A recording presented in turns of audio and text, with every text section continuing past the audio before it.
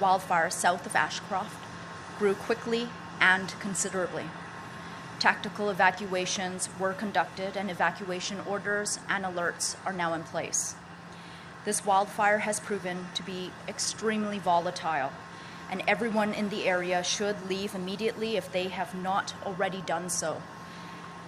Emergency support services are available in Cache Creek, including hotel rooms for those who need them, and I understand Kamloops is also prepared to support as needed. We are working closely with the Cooks Ferry Indian Band and the Thompson-Nicola Regional District to respond and to keep people safe.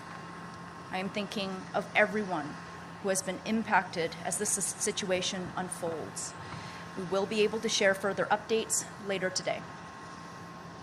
I've spent the last several days visiting communities in the interior, from Vernon and Lumbee to Chase and Salmon Arm, and of course right here in Kamloops.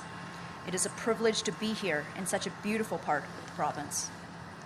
Today in Kamloops is what appears to be a wonderful day, though as we all know too well, living in such warm, sunny places can come with risks. Heat events can be difficult for everyone, and I want to thank those who have checked in on their neighbors and loved ones during recent days. As we go further into the summer and into another week of high temperatures and heat warnings, I encourage everyone to continue to check on those more vulnerable to heat-related illnesses. Public cooling spaces and emergency cooling centers remain open throughout the province, including at the Sandman Center Concourse here in Kamloops at 300 Lawrence Street. How's the audio? Shall we continue? People can find the locations through their local government or First Nations website or at emergencymapbc.ca. Periods of heat and drought increase the risk of wildfires, as we have seen over the last several days. We've seen a number of new wildfires started by lightning. And as of 7 a.m. this morning, we have over 170 wildfires burning throughout the province, including 13 right here in the Kamloops Fire Center. We have nearly 800 firefighting personnel on the ground working to keep British Columbians safe, and we are incredibly grateful to have Australian and New Zealand specialists join them in this fight this weekend. In the last few days, I have met with emergency management personnel here in Kamloops and the surrounding area, people who are working and volunteering to ensure the safety of people in their communities. It has been impressive to see the array of expertise and initiatives everywhere I've visited. Communities like Adams Lake Indian Band, who were impacted by wildfire last summer and have been working hard to shore up their response capacity since. They've just acquired a brand new wildland firefighting truck and now boast a complement of 24 volunteer firefighters. I also met with several local search and rescue teams who, in addition to the good work they do year-round, often play a vital role during evacuations. I appreciated getting to meet experienced teams from Shuswap, Kamloops, and Vernon, as well as newer teams building up capacity like Barrier Search and Rescue. And I want to thank all of them for their continued dedication and their hard work. Just yesterday, we announced that 29 additional communities will receive funding for their emergency operations centers, hubs where resources and services are coordinated among partners during emergencies. This year alone, over 100 communities have received this funding.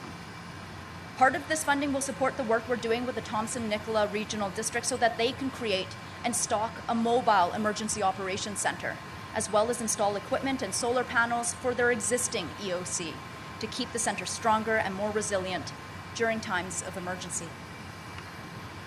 In emergencies, we need everyone to pull together, and my ministry will continue to work to better support local governments and First Nations as they keep their communities safe. I want to close off by reminding everyone that now is the time to ensure that you are prepared for any emergency, in particular wildfire. If you are not already ready, please take the time to make sure you, your family, and your households are ready. Be fire smart. Ensure your insurance is up to date. Go to firesmartbc.ca for a detailed list of how to better protect your home. If you see a wildfire, report it through the BC Wildfire Service app or call 1-800-663-5555 from a landline or dial star 5555 from your cell phone. If you are traveling, ensure that you check Drive BC and Emergency Info BC. Be prepared by packing adequate supplies and keep an eye out for unattended fires. Continue to follow all emergency alerts and orders issued by your local government or First Nation. And thank you to everyone for staying alert so far this summer, for following the province-wide campfire ban, and for helping to protect our and for helping to protect our wildlife, our families, and our communities.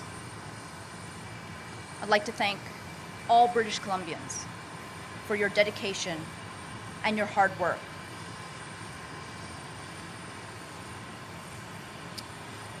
I have lost my place. Pardon me, everybody. The dangers of having papers out here in the wild, outdoors. I'm now happy to take questions and do have joining me today Cliff Chapman, Director of Wildfire Operations with the BC Wildfire Service, and Andrew Morrison, who is the Senior Regional Manager with the Ministry of Emergency Management and Climate Readiness. Thank you. Thank you for joining us today. We will take questions now. For media in the room, please line up at the microphone provided and state your name and outlet. We will take questions from media in the room first. Go ahead, please. Hi, Minister. Alyssa Thibault with Global News. This is probably directed at Cliff Chapman. If you could just give us some more details about what happened last night with the Shetland Creek fire.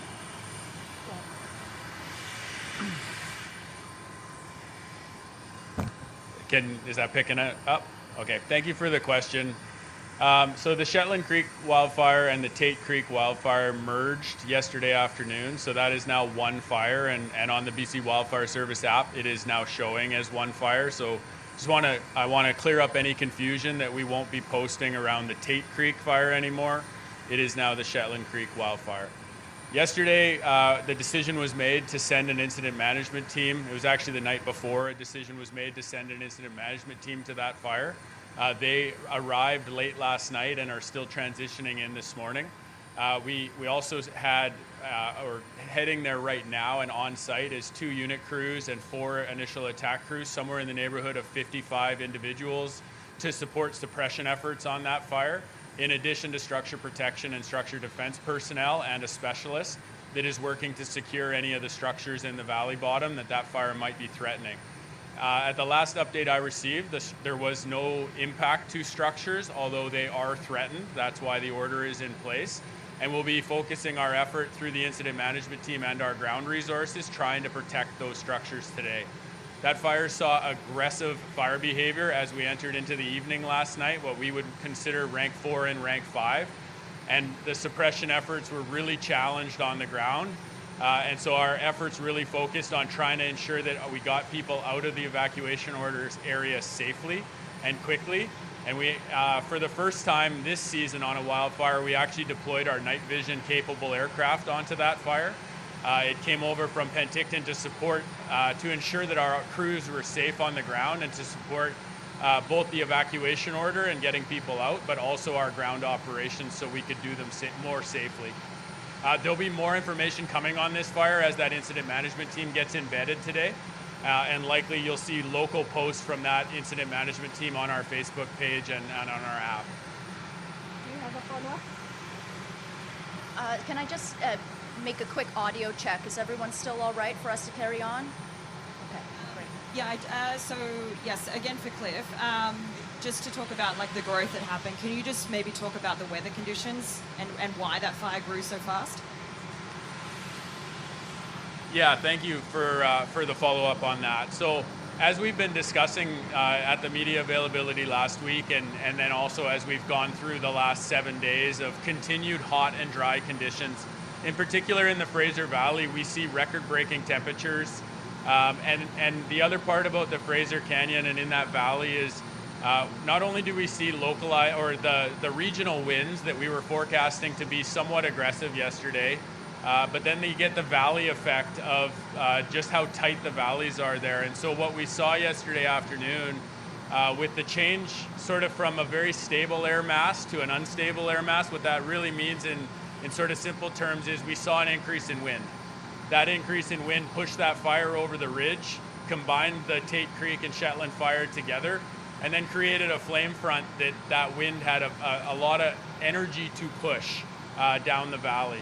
I think in terms of weather, both for that fire and for the rest of BC, in particular the southern 2/3 of BC, we still are forecasting another 7 days of above sort of average temperatures. We're going to see temperatures in the mid-30s, even cresting into 40 degrees in the southern interior over the next few days.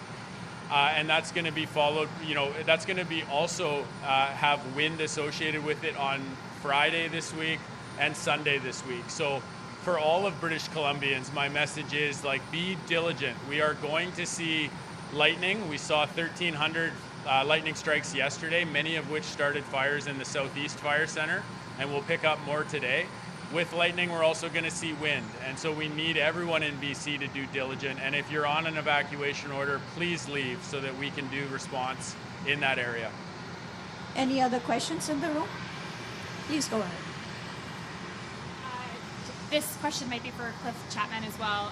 One of the questions I was hoping to ask, I guess, kind of builds on that with the conditions that we're seeing in the weather in the week ahead. How has BC Wildfire Service been preparing for potential new fire starts or aggressive fire behavior that we might see? Yeah, thank you.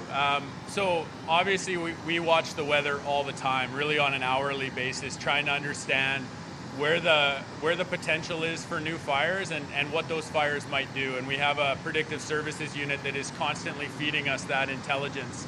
That intelligence feeds our preparedness plan. And so in terms of how we've been preparing, we have called in, as Minister Moss stated, we have called in for additional support from Australia and New Zealand. That's in the form of incident management teams and highly trained and highly certified individuals that can support us on these fires if they do get a little bit bigger than initial attack. In addition to that, we've also put in requests for more crews to come and support us on the ground. I think what's different this year than previous years is that we have much more engagement with communities and their firefighting resources through the Cooperative Community Firefighting Program, also our relationship with the municipal fire department. So we have stood up our preparedness across the province with multiple resources in every zone in anticipation of both lightning and or non-lightning fires starting so that we can have aggressive initial attack on those fires. And the final thing I'll say is that Tuesday, we also asked for 2 additional air tankers, which you can hear taking off behind me. And thankfully to Alaska and the Yukon, they are sending us at one aircraft each that arrived yesterday and will be deployed today in support of our preparedness and response.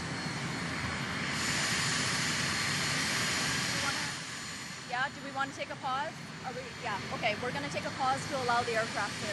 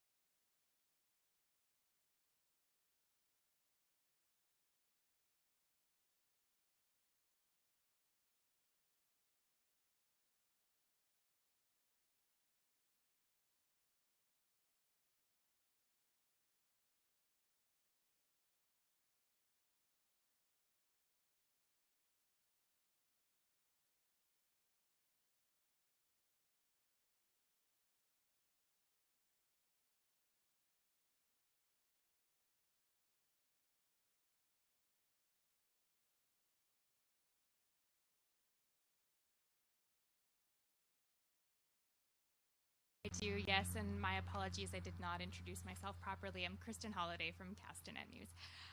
My second follow-up is for Minister Ma. Minister, I'm curious about your meeting with Kamloops Council on Tuesday. I know Council has pitched a dedicated emergency support facility in Kamloops. Did that come up at all on Tuesday, and is there any update on this? Yeah, we had a really excellent conversation with Mayor Council on Tuesday. Spoke about their priorities around emergency management, our shared priorities around emergency management. Kamloops has been consistently an excellent partner with the province in supporting evacuees, not only from the Kamloops municipality, but from the surrounding region as well. They are a regional hub for helping people in need, and there are a few for sure, but they are among the most experienced emergency evacuee support centers in the province. We're incredibly grateful for their partnership. We have been talking about the opportunity to formalize a regional model. It is something that has been happening informally so far, but it is something that is of interest to me in the province, and we're in conversations with them about how that might look and what it would take to make it happen. A regional model would involve coordination with the regional district as well as to Kamloops to Schwetmik, all of whom work very well together. Any more questions? Yes, please go ahead. Hi, I'm Marcella from CBC. I wanted to ask Cliff, I have a question for Minister Ma as well, but I wanted to ask Cliff first. You mentioned that there was no structure damage done in the Venables Valley area overnight. Would you be able to explain, we spoke to a resident this morning who was very upset, saying that he asked for structure support days ago and it never happened. Could you kind of give us some insight into why? If I could maybe start, and then I'll pass it off to Cliff. This is a very dynamic situation. Information that has been provided to us even half an hour ago will change as the day goes on. It is an extremely stressful time for people in those communities, and there will be time for us to work with those communities to assess the extent of the damage once the fires are under control. I will also say I've been in contact with Chief Christine Walcom. Her community they are reeling. And although, and I will say that structure losses are not the only kind of losses that matter to a community, particularly Indigenous communities where there are important cultural assets and communities where there are livestock. There will be time to discuss this in full following the control of the wildfire itself. But I do want to emphasize right now it is an extremely dynamic situation. I don't know if you wanted to add anything at this time or wait. Yeah, I can add just a little. Yeah, and thank you for that question. And it's unfortunate to hear that resident's response. You know, from wildfire's perspective, we send structure protection specialists into fires that have the potential to have impacts on structures, and they assess and then deploy sprinklers and other structure protection and structure defense. So I can't speak specifically to this resident. Obviously, I don't know which resident it is. What I will say, though, is that this is a big evolution that BC Wildfire Service has made in partnership with municipal fire departments across BC over the last number of years. And it's something that we continue to, as Minister Ma said, somebody with their residents being threatened, that's a high stress, high emotion event. And really, we're doing everything we can to go and try to protect those structures. I also just want to clarify one point. To our knowledge at this point, there have been no structure impacts. Obviously, as Minister Ma said, that we have a dynamic situation occurring out there today, and we'll see how that fire plays for the rest of the day. But our response resources are really focused on protecting those structures as we speak. Marcella, do you have a follow-up? Follow up. I know that it's difficult, and we've talked about this in the past, but when you say the number of properties that had to be evacuated, can somebody give us an idea as to how many people are actually impacted by this? How many families had to clear out last night? There was a tactical evacuation that occurred last night. That means that community members will have had to leave without any notice. That is an extraordinarily extraordinarily stressful situation for anybody to be in, which is why it is incredibly important for everyone in a potential disaster zone, in an area of the province that is at risk of hazards. And unfortunately, I have to say, pretty much everybody is at risk of some kind of hazard. It's incredibly important for people to be prepared, to have your emergency grab-and-go kit ready, to have an emergency plan in place for your family. Your emergency grab-and-go kit will include copies of important documents that you might need while you're away from home. It is important to ensure that you know before you go. Check Drive BC, Emergency Info BC to understand what the hazards are in the areas that you are traveling. At this time, the numbers are, I'm afraid I have to revert back to my earlier comment, which is it is very, very dynamic. We have some numbers coming in from overnight, but it is actively changing. If I give you a number now, by the time it's reported, it's likely that it will change already. And so I hesitate to provide up-to-date numbers right now. Any questions in the room? Yeah, sure. It's Alyssa with Global again. I'm just getting a question from my colleagues. Do you have any update on the fires around Nelson? Yeah, okay. Yeah, and again, I encourage everybody to go to the BC Wildfire Service app, where we make every effort to try to put as real of time information on that app as we can. But I can speak generally to what happened in the Southeast Fire Center. Yesterday, we saw a weather system move up from the United States, which carried a lot of convective activity, in other words, lightning. So we saw significant lightning strikes kind of through the Southeast Fire Center. There was one cluster that hit in and around the Nelson area. To my knowledge, we picked up 6 to 8 fires in that area. Fortunately, last night we were able to get air tankers and other aviation and ground resources on many of those fires. But again, as Minister Ma just spoke to and I spoke to earlier, the conditions are extreme right now with the dryness that we've experienced in this province over the course of the last 2 weeks and the anticipated week ahead. You know, all of our suppression efforts will be challenged. We need to get on these fires quickly and try to get them suppressed and into being held as quickly as we can. We had some success with the cluster of fires around Nelson yesterday, but we do anticipate there's going to be smoke in that area today, and we may find new fires today from the strikes in the area. Okay, going to the phone line now. Request to all the reporters joined via Zoom, please press *1. Sorry, join online. We have Wolf Deppner. Please go ahead, Wolf. Yeah, can you hear me? Yes. Excellent. Thank you for taking my question. Just looking at the bigger picture here a little bit on what sort of a precipice are we standing right now in terms of the fire activity? Because up till now, I would argue that we've had a relative good luck, but now the weather conditions are changing a little bit. On how much of a precipice are we standing here in terms of fire activity across BC, especially in the start of the interior? Thank you. We are very fortunate here in BC to have seen this somewhat delayed start, with the exception of the north. Again, in the north, you'll recall that Fort Nelson and Fort Nelson First Nation, Doig River First Nation, had to evacuate their communities very early on in the season.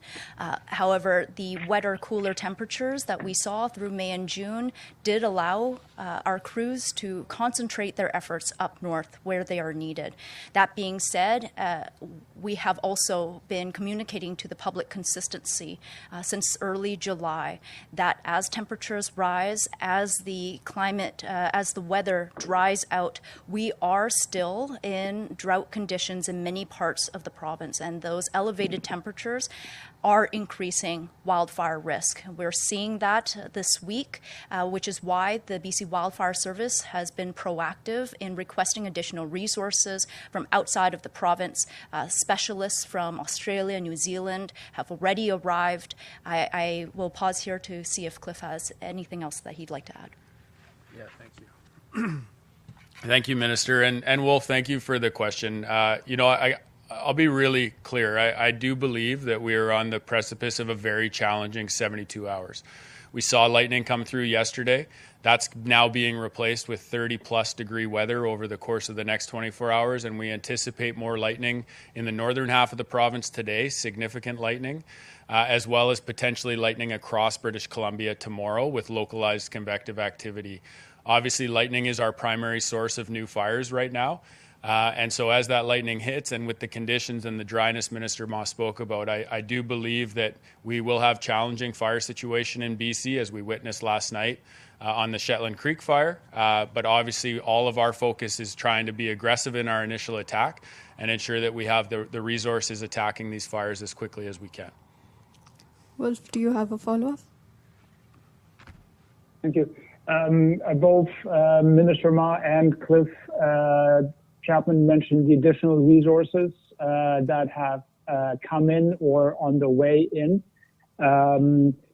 Projecting out, what is the likelihood that BC will be asking for additional resources from other jurisdictions? Thank you. Yeah, thank you for the question.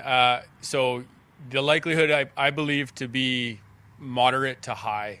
It is worth noting that across North America, and even again, as I spoke to quite a few times in 2023, there is not a lot of resource availability across the globe, but I'll specifically say across North America. So we need to be proactive in what we're looking for, make sure that we have the resources arriving on time. We do have an ask in already for additional ground firefighting crews to support our own staff, the contracted crews, and the community firefighters that we currently have engaged.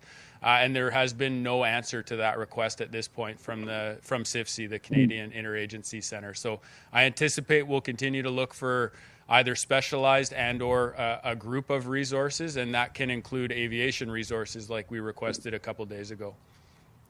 Our next question is from Kevin Sharak, CTV News. Sorry. Go ahead, please.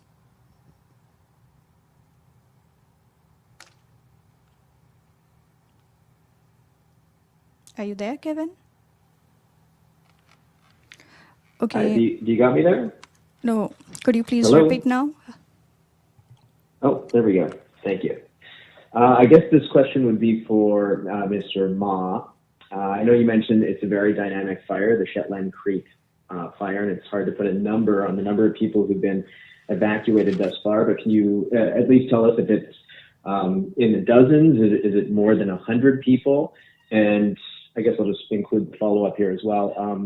Has everyone been cooperating with the evacuation order, or has there been any pushback? Thank you. Do you have information that you'd like to offer? Whatever's... Yeah, thanks for the question. As was already stated, evacuation numbers are very dynamic. But to give a bit of a scope and scale, as of this morning, I believe throughout the province there was 54 properties under a state of local emergency, and there was 76 properties in the TNRD specifically that were on order. And the registration and referrals process that will happen with the emergency support services, that will change moment by moment. So unfortunately, I don't have any of those numbers offhand. Okay. When you say state of emergency, you meant alert? Order. 56 on alert, 76 on order, around there? Yeah. We're talking, yeah. 54 states of local emergency, and 76 on order in the TNRD. We can follow up with the latest information as soon as we conclude here, if it has stabilized. But we are talking about a very dynamic situation. Kevin, do you have a follow-up? Yeah, it was just if everyone you mentioned the 76 properties under evacuation order, if everyone in those properties had been cooperating with the order, or has there been any pushback and any people staying in their properties? Thank you. We're not currently aware of any challenges of that nature. There will be other challenges when you have evacuees that have to leave their homes in such short order. These are difficult times. So we're not currently aware of it, but like I said, this is a dynamic situation. Okay, we are going to Cole from City News next. Please go ahead. Hi there. Thank you very much for taking my call here. So are there parts of the province that are going to be more receptive to fire and more likely to see new fire starts in the next 72 hours than others? Are we looking mostly in the central interior, the northeast, or is pretty much everywhere at risk right now? Yeah, I guess first off, yes, it's everywhere. I guess what I would caveat that with is that the system that's going to move through the north today, starting in the northwest of the province, and then kind of sweeping through, Smithers and Burns Lake and across, it might be further north than that, this system. That lightning is forecasted to come with a little bit of rain, and so we may see a bit of reprieve from that in terms of new starts. Any convective activity that occurs in the southern two-thirds of the province is highly likely to come with only localized precipitation, maybe 1 to 3 millimeters, or no rain at all. And that's going to be obviously very concerning given the conditions of our fuels right now. So in simple terms, yes, it's the whole province. We may see rain with the system that moves through the north. We are unlikely to see enough rain with anything that comes in the southern two-thirds of the province to knock down fire activity, and fires will be very aggressive right from ignition. Cole, do you have a follow-up?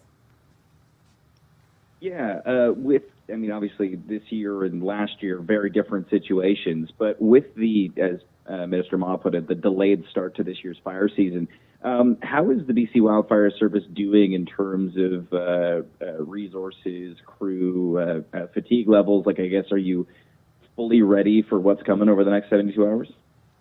Maybe you should just stay up there.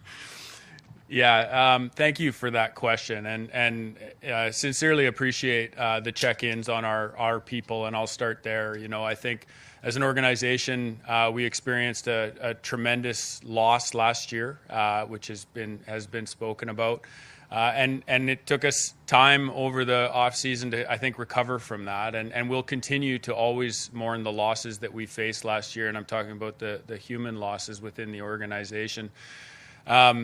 So this year, I think everybody's really focused on making sure that we are ready. We are ready for what's coming in the next 72 hours, but I think it's also worth noting that we have been active for the last 2.5 months. We have seen many of our resources cycle through the Prince George Fire Centre into the northeast, and they continue to see adequate rest when they return home before they either are put back onto preparedness or they launch again. So yes, I believe that we are ready. It's also it's also part of why we have asked for the incident management teams from Australia, why we have additional aircraft here already ahead of what's coming in the next 72 hours, is to try to ensure we have the right supports for our people on the ground. And I believe we are as ready as we can be for what's coming. That's all the time we have today. This concludes the availability. Thank you, everyone, for joining.